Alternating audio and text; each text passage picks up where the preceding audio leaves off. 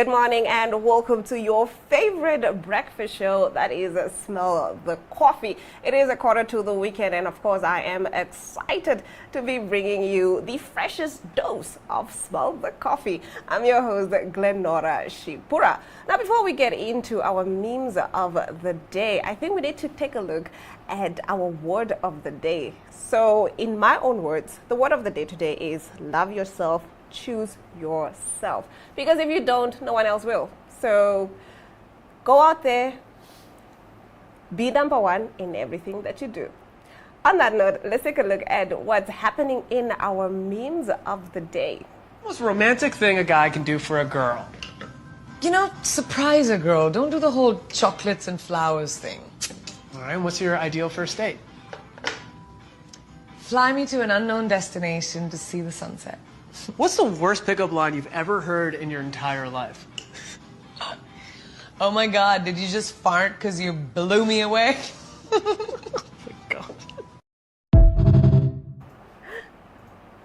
Oh, Priyanka, not every man I meet is going to, be able to afford to fly me to another destination just to go have coffee, what have you. But I see you and where you're at.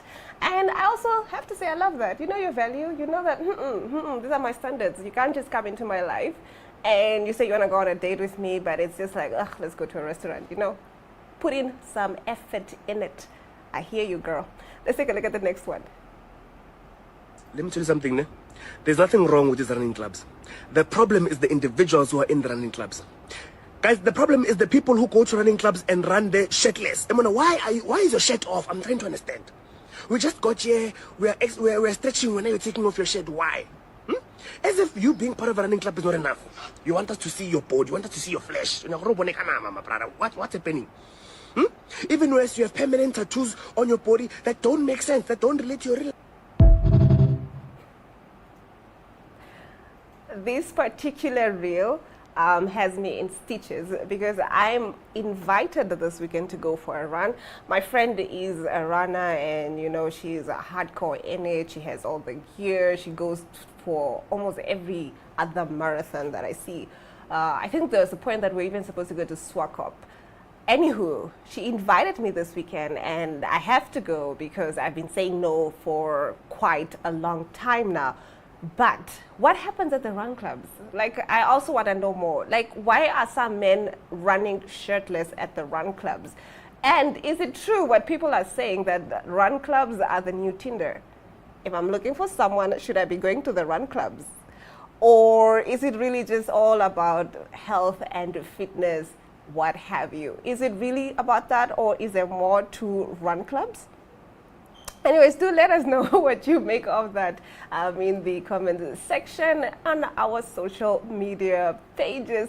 Let's take a look at the next one.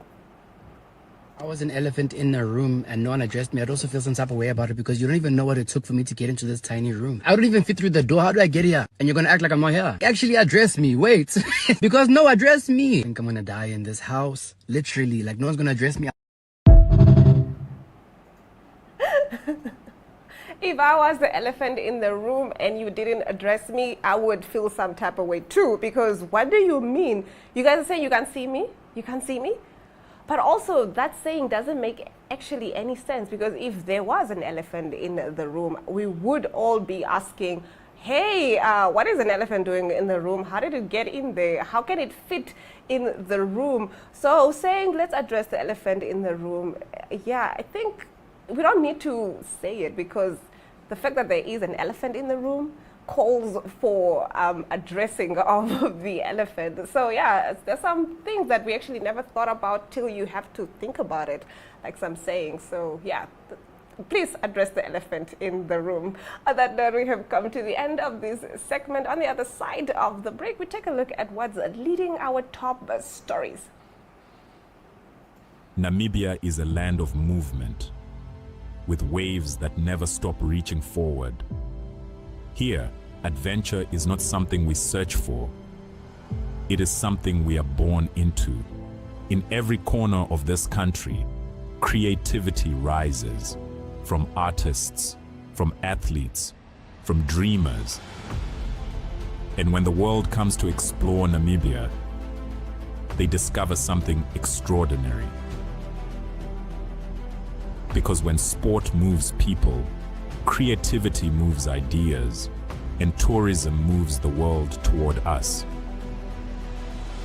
something powerful happens. A platform where movement meets imagination, where industries connect, where opportunity grows, where Namibia's next chapter begins. Welcome to the Creative Sport Tourism Expo.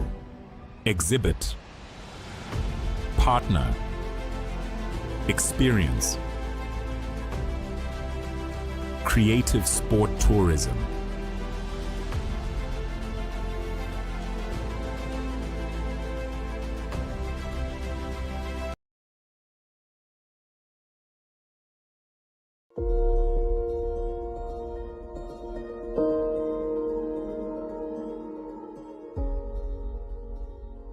Do you like traveling? Do you like to experience new places? Well, then you should tune into On the Rock, where we explore enjoy establishments all over Namibia and South Africa. Great food, great fun, and so much more. So be sure to mark your calendar as we explore the beautiful landscapes of Namibia at the various enjoy establishments.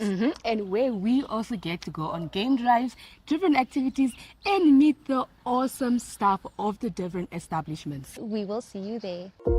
Watch On the Rocks every Monday at 9 p.m. on DSTV channel 285 and GoTV channel 25.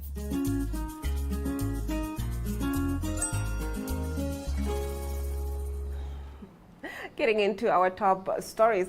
Now, this is an update on a story that we covered earlier on the show, where the composer of the Lion King song is suing US-based Zimbabwean comedian Lenmore Jonasi.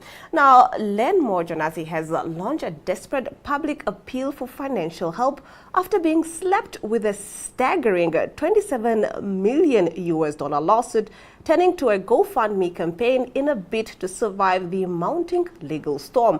The embattled comic is seeking to raise $20,000 for legal fees, saying the cost of defending himself in court is far beyond what he can afford.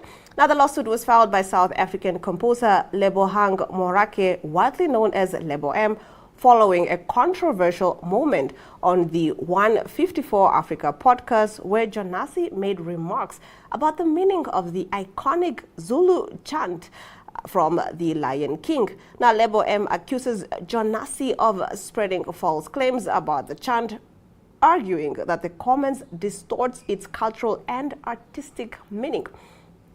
Now facing a high-stakes legal battle, Jonasi has taken to Facebook to plead for assistance, describing the situation as one of the most difficult periods of his life. My name is Lenmore Jonasi, and I'm reaching out during one of the most difficult moments in my life, he wrote. I was recently hit with a $27 million lawsuit by renowned artist Lebohang Morake, Lebo M, over a joke I made about the Lion King's opening Zulu chant. What started as a bit of humor has escalated into a devastating legal battle. Jonasi says he never intended harm, but is now overwhelmed by the financial burden of defending himself.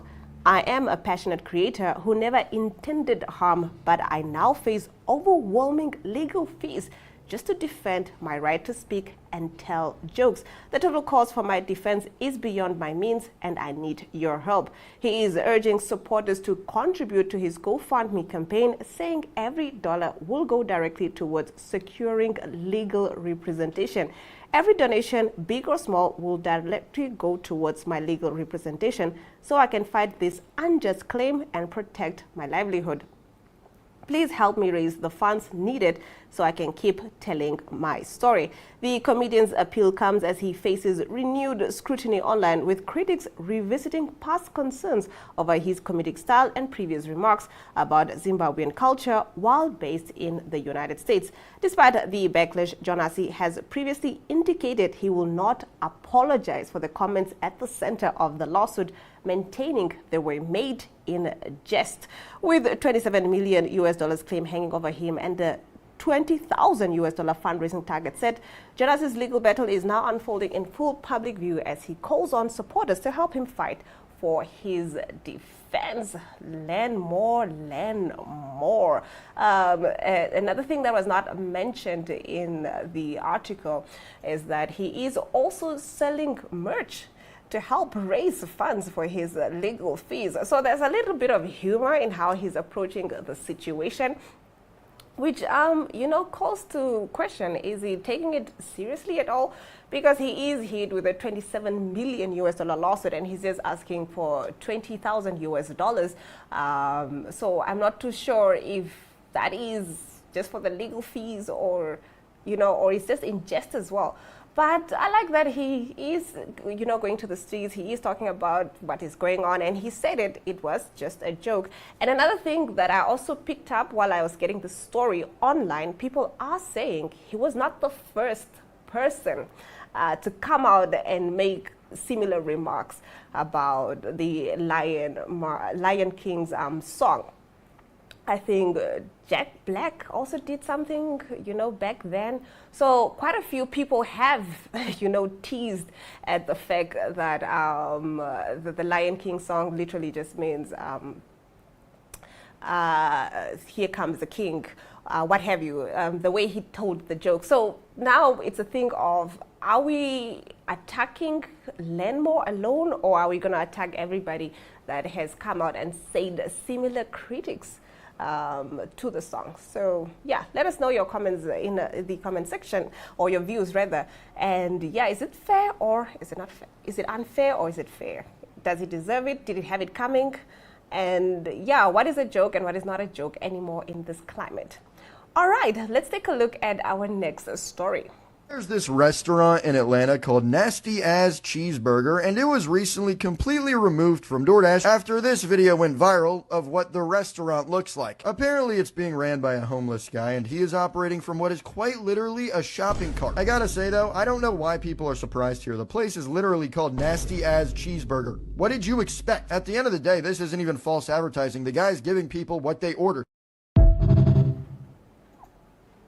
It is definitely nasty, and it is in the name. It is in the name. Are we going to be angry at the guy for literally saying, hey, I gave you a product, I literally told you it is nasty? So why are you guys angry? And also, if you go back to the clip, you'll see that it has a 3.8% or 3 point what something review. 3.8, that's quite a lot for the place that it is. It looks really, really bad. So I wonder who gave it 3.8, or maybe it's a system that works. Maybe some people actually liked it. They liked it nasty. So it is what it is. On that note, we have come to the end of this segment. We now swing over to our guest segment.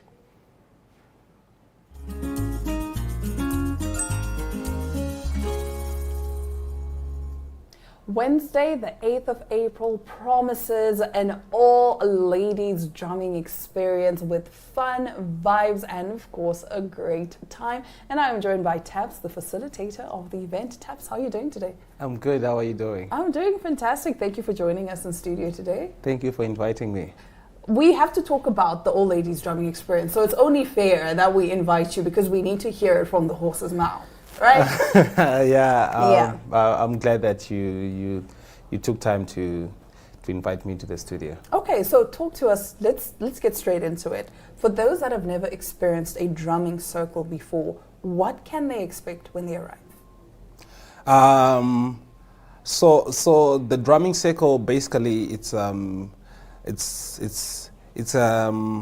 drumming platform where you don't need experience, all you just need is a drum. And it's not a drumming class, it's just jamming together. So I would expect the participants to have an open mind and also to be willing to share also their rhythm and also their own understanding of rhythm. Okay. Because everybody has a way of understanding music when you hear music. That's why we all have different types of music that we like, because our ears, our body resonates differently Yeah. to the same music that we all listen to. So I would expect them to come with an open mind, you know. Okay. Yeah. And you are going to provide the drums for us, because I don't even know where I'm going to get a drum. Yeah, no, of course. I'll be providing drums for all the participants, and unfortunately, it's a limited Yes. event. So I would say it's very fair for you to actually reserve your ticket now, so you know that you are there among the 40 ladies that are needed. That you are guaranteed Yeah, a yeah, seat. Don't yeah. wait till the last minute. It's Don't do true. that. Don't be team last minute. Okay, so Taps, drumming is often described as healing and grounding. Can you explain how rhythm impacts the body and emotions? It's very interesting that you pointed out that, because as I'm a music lecturer, and I also do music therapy. Oh. So drumming is one of the instrument. The drum is one of the instruments that I actually use because of the vibration that comes from it, and also at the same time, the body, the understanding of the rhythm starts from the body. That's why you see, like, when someone is playing an instrument or they are just listening to music, they easily tap their foot, because it starts from there, Okay. and then it goes to every nerve of the body until it gets to the mind. Ooh. Yes. So drumming itself, it teaches you to multitask, where you are listening, you are using your hands, and maybe you are singing at the same time, you know. So that cognitive function of all these parts of your body makes your body to be to also release Whatever tension tensions and stress. that you have, Yeah. stress that you have, and also at the same time, it also makes you feel a sense of belonging to somewhere, you know, Yeah. because you don't just play the drum alone. You know, you either have a drum and a dancer, or a drum and another instrument, or a drummer and a singer. So that accompaniment, to synchronize everything, you need to be in a position where you are actually on the same energy length. The same wavelength, so to speak. Yeah, you know. Okay. Yeah. All right. So how do you create a safe and welcoming space, especially for women who may feel shy or unsure at first? It's you know, most of the time humans are always questioning themselves, like, how am I gonna do this? Am I good enough? And things like that, you know. But for me, I always tell my participants that Drumming Circle is not a platform for you to be in a competition. It's not a competition, and also at the same time, it's a platform where you can work on yourself in a group setup. You find your individuality in a group setup, where you understand that I have a part to play in this drumming facilitation that we are doing. Because if you don't play your part, the other person is while the other person is doing their part, the task is gonna be incomplete. You know. So I would always want to make sure that everybody who's there is filling in the spaces where they need to be, so that you can also understand the value that you are giving to the drumming community, and your also contribution, your basically. contribution, and also at the same time, you are willing to accept things that are being brought up by other people to you, because it's a give and take. You know, it's a call and respond. I do this, you do this, that, yeah. so that it's more of we are we are exchanging. We are exchanging skills and also knowledge. You don't need to be a drum master to attend the event. To attend the event and to have a good time. Yeah, if it's your first time to play drums, you are very much welcome, because it's not a drumming class, it's a jamming class. Okay, it's a jamming. We're going to be jamming. Yes. We're going to be jamming. Keyword jamming. So, of course, Taps, you have facilitated a lot more drumming sessions. What makes this all-women's drumming circle unique? Is it the fact that it's just a safe space for us women to come together without any judgment? What makes us different from all the other sessions you facilitated? Actually, it's actually my first time to actually have this kind of experience. All women's. Yes. Okay. Yeah, I've worked with with a lot of ladies in corporate spaces and things like that. But this is actually a drumming circle whereby you are either coming from work or you're coming from home, and you know that you are going for a drumming circle. You are not forced to, but your willingness is what matters. So it's a very special drumming circle for me, because also at the same time it's gonna be a sunset vibe. You know? And there's a lot of energy that is passed on. You know, when the sun is about to set and you are having music and you are in an exclusive environment where you know that it's just us, me and my friends. You know, it's more powerful. You know, because I'm really hoping that, you know, ladies are not just gonna come through on their own. Bring your friends, you know, your group of friends, and try something that you have never done before, you know, because at the end of the day, I believe that if you fear something, go for it so that you can overcome it, and then see the power in what was in store for you. Okay, awesome. Taps, thank you so much for joining us today.